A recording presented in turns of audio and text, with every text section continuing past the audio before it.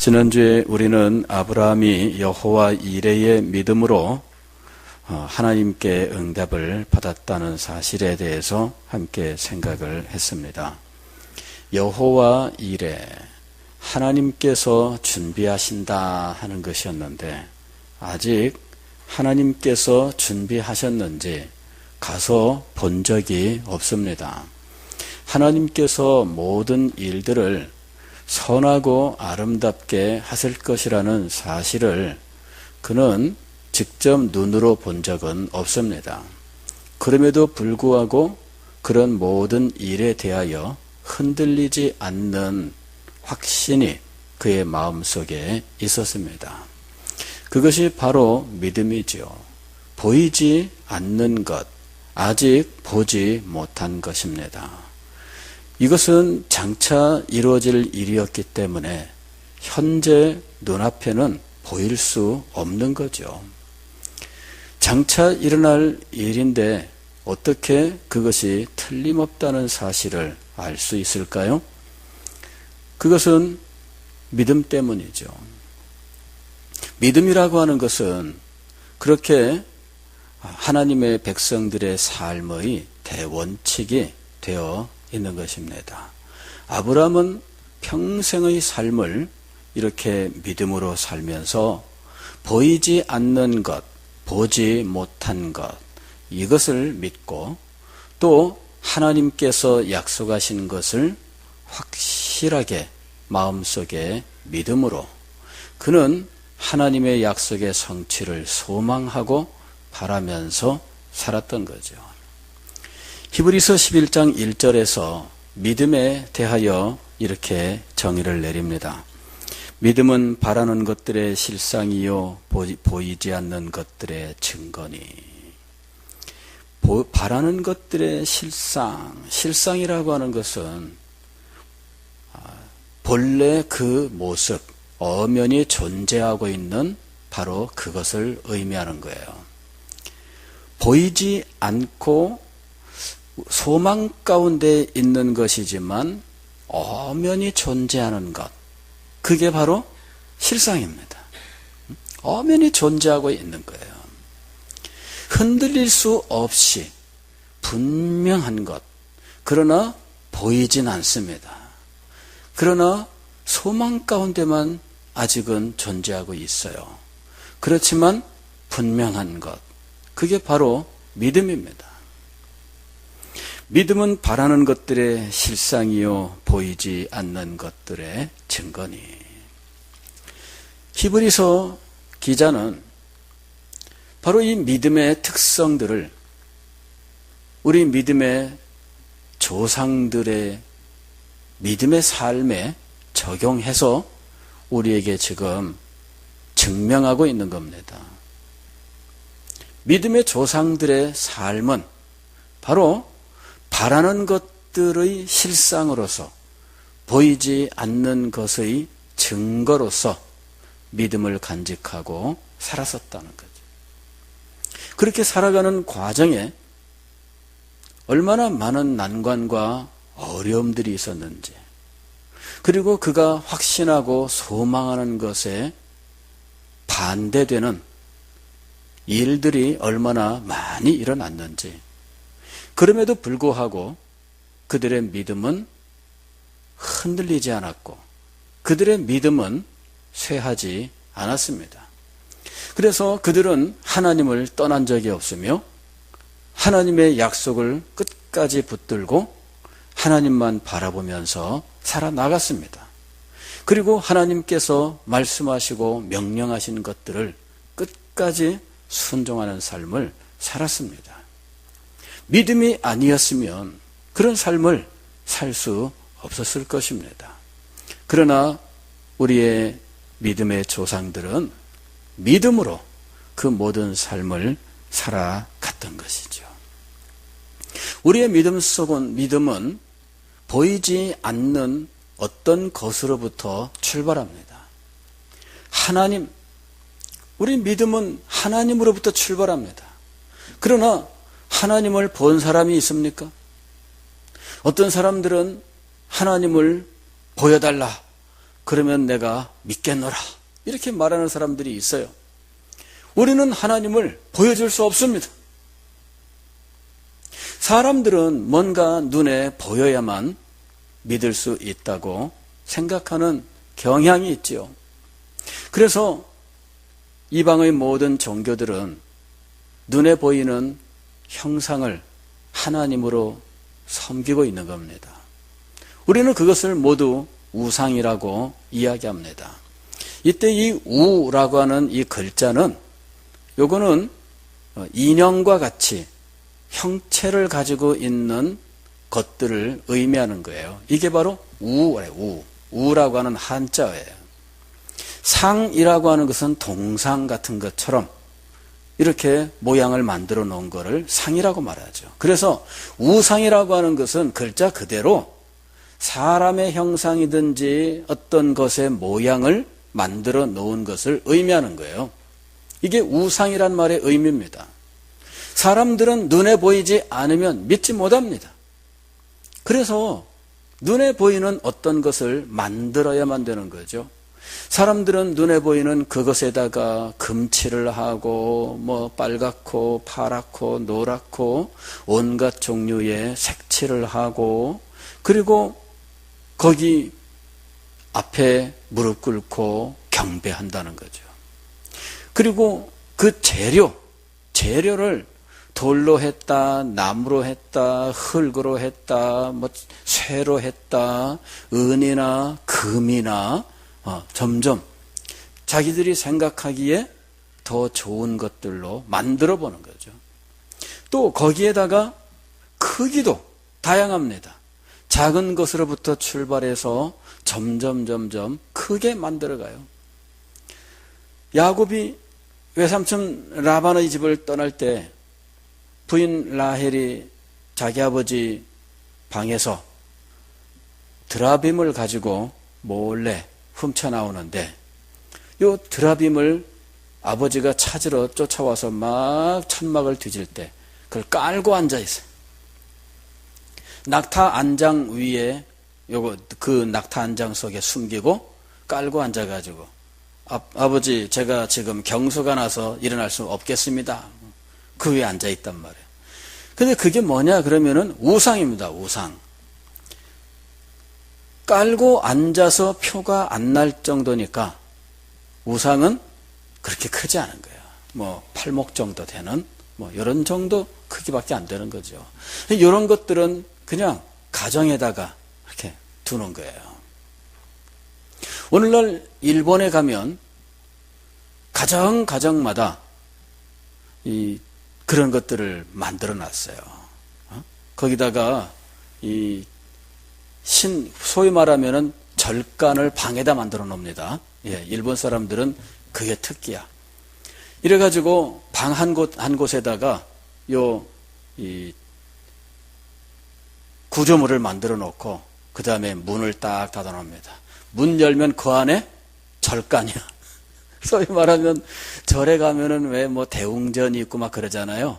그 내부를 그대로 만들어 놓은 거야. 근데 사람들은요, 그거를 많은 돈을 들여서 설치를 합니다. 그리고 그거를 설치해야 안심하는 거죠. 사람들은 눈에 보여야 믿을 수 있다고 생각합니다. 틀림없이 확실하다고 믿기 위해서는 눈에 보여야 돼요. 약속을 할 때에도 사람들은 믿을 수 있는 눈에 보이는 어떤 증거를 요구하는 거죠. 도장 찍어. 사인을 해. 이거 다 약속입니다. 그리고 친구들 사이의 약속은 어때요? 자, 우리 약속. 자, 새끼손가락. 눈에 보입니다. 약속이. 그죠? 약속을 새끼손가락이라고 하는 눈에 보이는 것으로 해서 이렇게 해요. 자, 그 다음에 도장 찍어. 그러면 엄지손가락까지 갖다 대요. 약속과 도장 찍어. 자, 이런 간단한 이 장난 같은 이런 행위도 실상은 약속을 눈에 보이게 만들고자 하는 우리 사람들의 심성 때문이죠. 우리의 믿음은 눈에 보이지 않는 하나님으로부터 시작합니다. 그리고 눈에 보이지 않는 그 하나님이 행하신 일들, 그것도 눈에 보이지 않아요. 하나님께서 이 세상을 창조하셨습니다. 창조한 이 결과는 눈에 보이는데 이게 과연 하나님의 창조 때문에 존재하고 있는 것인지 그걸 믿지 못하는 사람들이 참 많습니다. 이게 하나님의 창조 때문에 존재하는 것이냐 아니면 저절로 존재하는 것이냐. 많은 현대인들은 저절로 존재한다고 생각을 하죠. 물리학자들은 빅뱅 이론이라고 하는 것을 주장을 합니다. 뭔가 이 세계의 이 최초의 아주 작은 물질, 이 물질은 엄청난 그 강도로 이 모든 물질의 원형이 뭉쳐 있는 거예요. 그것이 어느 순간 뻥 하고 폭발을 했는데 이 엄청나게 작은 정도로 밀집된 이 세상의 모든 물체의 원형이 뻥 하고 폭발을 하면서 현재 이 세계가 만들어졌다. 이 엄청나게 큰 세계, 이 우주는 일조개의 별로 이루어진 은하계, 그 은하계가 일조개가 모여있는 크기라고 이야기를 해요. 어느 정도 크기인지는 상상이 안 돼요. 말로는 할 수 있는데 상상은 안 됩니다. 왜냐하면 별은 태양과 같은 것을 의미하는데 이런 태양이 일조개가 모여야 은하계라고 말할 수 있는 거고요. 그리고 이 은하계가 일조개가 모여야 이 우주라고 말한다는 거예요. 그러니 상상이 안 됩니다. 근데 이렇게 엄청난 우주가 아직 그 끝은 어딘지 사람들은 상상할 수가 없어요. 도대체 우주가 공간이 있어서 이 우주는 지금 점점 아직도 팽창 중에 있다고 학자들은 이야기를 해요. 지금도 계속 이 별들과 은하계 간격들은 멀어지고 있어요. 점점 이렇게 확장돼 가고 있습니다. 확장된다는 것을 어떻게 아느냐? 그 다 빛을 가지고 확인을 하는 거예요. 우리도 사람 보면은 가까이 다가올 때의 빛, 멀어질 때의 빛, 우리들은 눈으로도 확인되잖아요. 가까이 올 때의 빛과 멀어질 때의 빛은 달라요. 마찬가지로 우주 공간에 이 별들이 사진으로 찍었을 때 그 별의 색깔을 보면 멀어지고 있는 건지 가까워지고 있는 건지 알 수가 있는 거예요. 그런데 멀리 있는 별들을 이제 그 빛을 분석을 하니까 이 빛은 지금 멀어지고 있는 특성을 가지고 있다. 그래서 우주가 확장되고 있다는 사실을 확신하는 거죠. 근데 그 너머에는 뭐가 있을까? 정말 엄청나잖아요. 그런데 이렇게 큰 우주가 최초에는 어느 정도 크기였다고요? 굉장히 작아. 여기서 출발했다는 거예요. 그러니 그거는 믿어요, 사람들이. 그거는 믿는데 하나님은 못 믿죠. 창조하신 하나님, 그리고 창조된 이 우주, 이거를 못 믿는 거예요.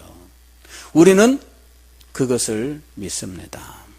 또 창조한 이 세계를 하나님께서 다스리고 계신다. 즉 우주가 질서 있게 운행되고 있다는 사실은 이것을 창조하신 분이 유지하고 그 질서들을 그대로 진행하게 하시는 일을 하고 계시기 때문이라는 거죠. 그래서 이 세계는 하나님의 보이지 않는 손길 속에 질서 있게 존재하고 있는 거예요. 그 다음에 이 세계에 살고 있는 우리 사람들, 각 사람마다 얼마나 천차만별의 삶을 살아왔습니까? 그죠? 여기 이 자리에 계신 여러분들이 지금까지 살아온 인생, 그 과정에 여러분들이 만났던 사람들, 그리고 그런 사람들의 만남이 우연이라도 스쳐가는 과정에 이 사람이 수십 년 살아왔던 삶, 이 사람이 수십 년 살아왔던 삶이 이렇게 가서 이렇게 싹 만나는 거예요. 이게 엄청난 거잖아요. 그러니 불교 같은 데에서는 뭐 이런 한 번의 옷깃의 스침이 무슨 뭐 몇 겁에 무슨 뭐가 뭐 인연이 있었고 막 이렇게 말하잖아요. 근데 이런 모든 인생들의 삶의 모습들, 수없이 많은 인생들이 만나고 연결되는 이런 모든 과정들이 하나님의 다스리심 속에 있다 하는 것이죠. 이게 정말 놀라운 일입니다. 그리고 이런 과정을 통하여 하나님께서는 우리에게 당신이 정하신 것들을 이루어 나가시는 거죠. 얼마나 천밀하게 이루어지고 있는 것인지. 하다못해 여러분, 우리가 어떤 일을 계획을 해도 그 일을 이루어가는데 얼마나 많은 변수들이 존재하는지 몰라요. 수련회, 중고등부 수련회 가서 하루는 이 캠파이어를 합니다. 마지막 밤에 캠파이어를 하는데 불 붙이는 방법이 다양하거든요. 그냥 거기 장작 쌓아놓고 그 다음에 종이 막 신문 뭉쳐서 밑에다 놓고 성냥불 그어 가지고 불 붙이고, 그건 캠파이어의 멋이 아니에요. 그거는 그렇게 하면 아무런 멋도 없어. 뭔가 멋들어지게 이 불을 붙여야 돼요. 그러기 위해서 이제 여러 가지 불 붙이는 방식을 연구하죠. 횃불 같은 걸 만들어서 탁 갖다 대서 이 나무에 불을 붙이는데, 직접 나무에 불이 안 붙기 때문에 미리 휘발유를 흠뻑 뿌려가지고 이 나무에 휘발유가 배게 해서 불을 붙이면 붙게 한다든지 이런 여러 가지 방법을 써요. 저도 이제 연구를 했죠. 저기 건물 위에서 여기까지 철사줄을 연결하고, 저 건물 위에서 이제 이런 이 솜뭉치를 이제 철사로 이렇게 얼가얼게 묶어서 만들어 놓고, 그 다음에 거기다 휘발유를 이제 적셔요. 그리고 고리를 만들어서 철사줄에 딱 걸고 있다가 이쪽에서 뭔가 사인을 보내면은 그때서야 거기 솜뭉치에다가 불을 딱 붙여요. 그리고는 다 고리를 놓으면 철사줄을 타고 쫙 내려오는데, 요 철사줄 끝에는 장작더미가 있는 거예요.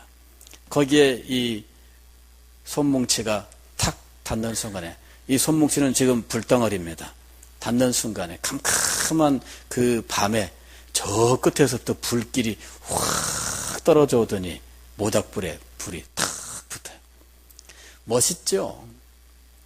근데 내려오다가 이게 중간에서 안 내려와.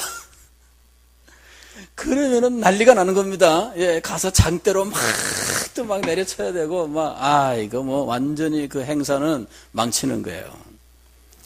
그런 일들이 아주 단순한 것입니다. 그죠? 계획된 대로 진행하는 것이 단순한 거예요. 그런데도 그게 그대로 이루어지기 위해서는 아주 많은 변수들이 있다는 거죠. 그런데 사람들의 삶을 보세요. 하루아침에 바뀌는 사람들의 마음들을 보세요. 이렇게 변덕이 많은 인생들의 마음과 그들의 행동들을 다 하나님께서 다스려 나아가시면서 우리의 삶 속에 하나님의 뜻이 이루어지게 하시는 거죠. 얼마나 놀라운 일입니까? 그런데 이런 하나님의 역사는 눈에 보이지 않는 거예요. 더군다나 이미 지나간 일이면 그랬던 거야 하면서 뭐라도 설명할 수 있을 텐데, 앞으로 이루어질 일이라면 사람의 마음이 어떻게 변할지, 우리 인생의 삶이 어떤 식으로 변할지 모르는데 장차 이루어질 일에 대해서 어떻게 확실하게 말할 수 있으며 그런 말을 어떻게 믿을 수 있습니까? 이게 바로 믿음입니다. 오늘 우리가 읽은 이 말씀은 이삭과 야곱과 요셉에 대해서 말씀하신 거예요. 창세기에는 이분들의 삶에 대해서 좀 더 자세하게 기록되어 있지만 히브리서에서는 그저 간단하게 한 문장 정도로 이야기하고 넘어갑니다. 믿음으로 이삭은 장차 있을 일에 대하여 야곱과 에서에게 축복하였으며, 이삭의 삶을 하나로 한마디로 지금 정의 내리고 있는 거죠. 이삭의 삶은 여러 가지 많은 일들이 있었겠지만 그의 믿음의 삶을 한마디로 보여주고 있는 사건은 축복 사건이에요. 야곱과 에서에게 축복한 일, 바로 그것이 이삭의 삶을, 아니 이삭의 믿음의 삶을 한마디로 설명하는 사건이죠. 그리고 야곱에 대해서 이렇게 얘기합니다. 야곱은 죽을 때에 요셉의 각 아들에게 축복하고 그 지팡이 머리에 의지하여 경배하였으며, 야곱의 생애는 얼마나 파란만장한지 몰라요. 이 사람은 147세를 살았는데 그 동안에 겪은 일들이 아주 참 재미있기도 하고, 그러나 본인에게는 말할 수 없는 고통스러운 순간들이 많았던 삶입니다. 그런데 이분의 인생을 지금 한마디로 정의하는데, 야곱의 두 아들에게 축복하고 지팡이 머리를 붙잡고 하나님을 경배했다, 이렇게 설명하고 있습니다. 그 다음에 요셉에 대해서도 한마디 합니다. 믿음으로 요셉은 임종시에 이스라엘 자손들이 떠날 것을 말하고 또 자기 뼈를 위하여 명하였으며, 요셉의 삶도 참 파란만장하잖아요. 일찍이 어머니를 여의고 그럼에도 아버지의 사랑 속에 자라다가 형들의 미움을 받고 형들이 그를 몰래 이 노예로 팔고 애굽의 노예로 팔려가서 보디발 집에서 좀 지내는가 싶다가 그 부인에게 모함받고 옥살이를 하고 그 인생 자체가 그야말로 드라마예요. 그런데 더 놀라운 것은 그가 30세에 애굽의 총리 대신이 된다는 거죠. 그리고 천하가 흉년이 들어서 다 굶주려 죽어갈 때 그 집안 온 식구, 아버지와 형제들과 모든 조카들과 모든 가문의 사람들을 다 살리는 일을 하게 되는 거죠. 놀라운 일입니다. 그런데 그의 인생을 한마디로 말한다면 죽을 때의 유언, 그걸 지금 얘기하고 있는 거예요. 요셉이 110세에 하나님의 부르심을 받는데 그가 유언을 합니다. 두 가지. 하나는 가나안 땅으로 가라. 아브라함과 이삭과 야곱의 하나님께서 약속하신 그 땅으로 가라. 이것이 요셉이 말한 유언, 첫 번째 유언이에요. 두 번째, 떠날 때에는 내 유골도 가져가라. 왜? 요셉은 죽어서라도 하나님의 약속의 땅에 가고 싶었어요. 자, 그들의 인생을 규정하는 것, 그 믿음입니다. 그런데 그들의 그 믿음은 보이지 않는 것, 그리고 하나님의 약속에 대한 소망, 즉 바라는 것으로 이루어져 있습니다. 근데 이 사람들이 죽는 순간에까지 그것을 소망하고 그것을 확신하고 그것을 후손들에게 유언으로 남겼습니다. 그렇게 하게 만든 것은 무엇일까요? 그들 속에 있는 믿음이에요. 그 믿음 때문에 그들은 그런 행동을 하고 죽어서까지 하나님의 약속의 성취를 경험하고자 했던 거예요. 이게 모두 보이지 않는 것에 대한 것입니다. 우리의 삶은 보이는 것들과 보이지 않는 것들이 공존하고 있습니다. 우리는 보이는 것들을 가지고 이 세상을 사는 것으로 생각을 해요. 그러나 더 많은 부분은 보이지 않는 것으로 이루어져 있어요. 우리는 보이지 않는 것들을 늘 기대하면서 살아가고 있잖아요. 그럴 때 우리는 그 삶 속에 하나님의 약속과 하나님의 명령이 함께하고 있다는 사실을 기억해야 한다는 것입니다. 앞으로 10년 후에 어떻게 될지 우리는 알 수 없습니다. 그러나 10년까지 우리가 살 수 있을지는 우리가 확신할 수 없어요. 그러나 그 시간이 얼마가 되든지 하나님께서 우리를 사랑하시고 우리를 지켜주시고 우리에게 은혜를 베푸신다는 사실만큼은 확신할 수 있죠. 우리는 어떤 우리 인생의 계획을 세우고 그 계획을 이루기 위해서 우리는 또 노력도 합니다. 그것이 공부면 공부의 계획을 세워서 노력할 것이고, 뭐 이런저런 미래의 어떤 내가 하고 싶은 일에 대한 계획이면 그 일을 위해서 우리들이 또 노력을 할 겁니다. 그 결과가 어떨지에 대해서는 우리들이 분명하게 말할 수는 없습니다. 그러나 그것을 이루기 위해서 우리가 노력을 하고, 그리고 그것을 달성하기 위해서 최선을 다해 나가는 과정에 하나님께서 우리에게 역사하시고 그 과정에 하나님께서 우리를 연단시키셔서 믿음의 사람으로 살게 하신다는 것만큼은 틀림없는 것입니다. 그게 바로 믿음이에요. 이런 믿음 때문에 우리는 이후에 우리의 삶에 대해서 여러 가지 풍파 같은 것들이 있을 수는 있겠지만 그러나 두려워하거나 염려하지는 않습니다. 왜? 하나님께서 우리와 함께 하십니다. 성령께서 우리 속에 들어와 계십니다.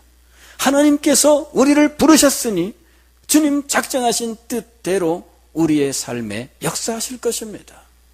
하나님의 그 역사하심에 대한 믿음 때문에 우리는 주님을 바라보면서 나아가는 것이죠.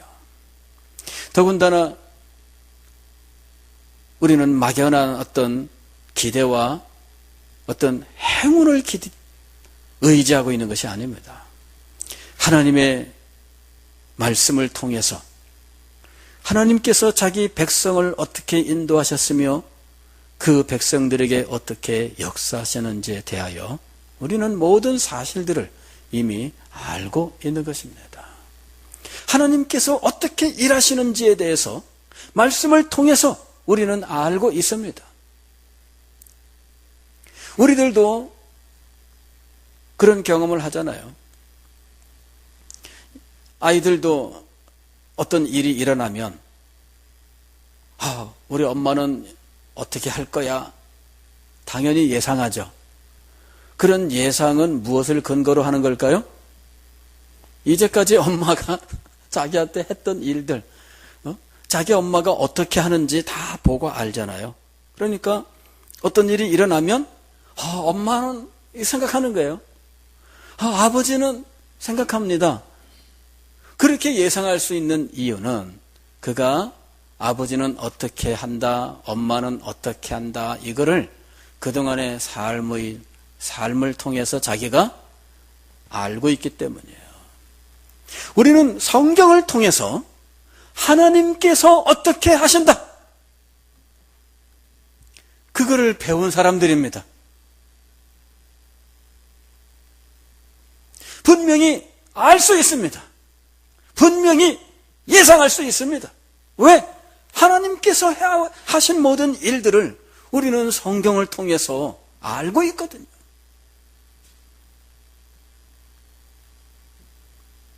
당연히 하나님은 이렇게 하실 것이다. 우리는 확신하고 있습니다. 하나님의 말씀을 우리가 배워야 하는 이유가 어디에 있습니까? 바로 믿음 때문이에요. 말씀이 제대로 우리에게 오지 않으면 우리의 믿음은 제대로 설 수 없습니다.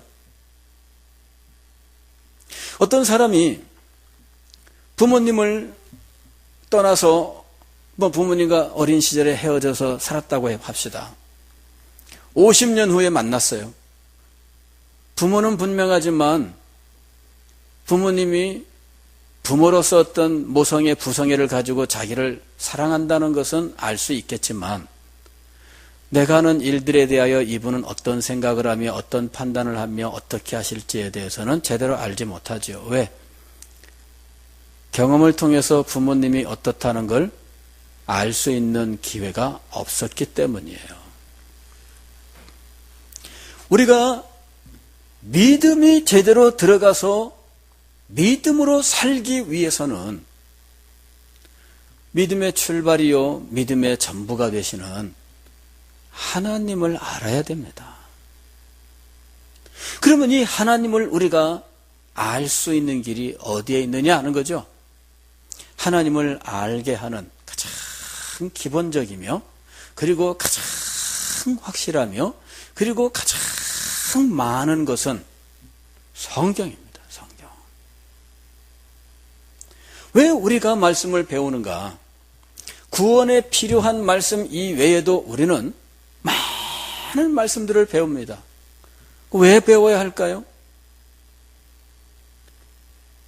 구원받은 하나님의 백성들이 이 세상에서 하나님의 은혜를 받아 계속해서 살아가야 하기 때문에. 그런데 그 사람이 살아가는 삶은 믿음의 삶이기 때문에 그 믿음을 위하여 하나님의 말씀을 계속 배워야 하는 거예요. 그리고 이것을 더 많이 배우고 더 분명하게 배우고 확실하게 배우면 믿음이 더욱더 분명해지고 더욱더 깊어지고 더욱더 넓어지고 더욱더 높아지는 겁니다. 믿음은 하나님의 말씀과 직결되어 있는 거예요. 하나님의 말씀이 없는 사람은 믿음이 클래야 클 수가 없습니다. 그리고 믿음이 없는 곳에 하나님의 은혜의 역사가 나타나지 않는 것이죠. 믿음이 있는 곳에 하나님께서 역사하시는 거 아닙니까? 그렇다면 하나님의 역사를 사모하는 사람들은 무엇보다도 믿음을 가져야 되고 믿음이 더 크고 믿음이 더 아름답고 믿음이 더 높아야 될 텐데, 이 믿음이 이렇게 아름답고 높고 넓어지기 위해서는 무엇이 필요한 것입니까? 이 믿음을 그렇게 만들 수 있는 하나님의 말씀이 있어야 된다는 이야기예요. 왜 우리가 하나님의 말씀을 배워야 합니까? 왜 우리가 하나님의 말씀을 깨달아야 합니까? 믿음 때문입니다. 그리고 믿음이 있어야 하나님의 은혜를 받고, 믿음이 있어야 하나님의 역사를 경험하고, 믿음이 있어야 하나님의 축복을 받고, 믿음이 있는 곳에 하나님께서 역사하시기 때문이죠.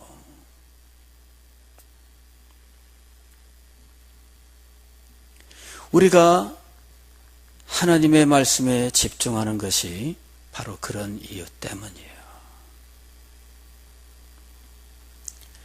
이삭과 야곱과 요셉은 아브라함을 통해서 자신들에게 전해진 하나님의 말씀을 마음속에 깊이 새기고 그 말씀으로 믿음을 분명하게 하고 그 믿음을 키워나갔던 겁니다.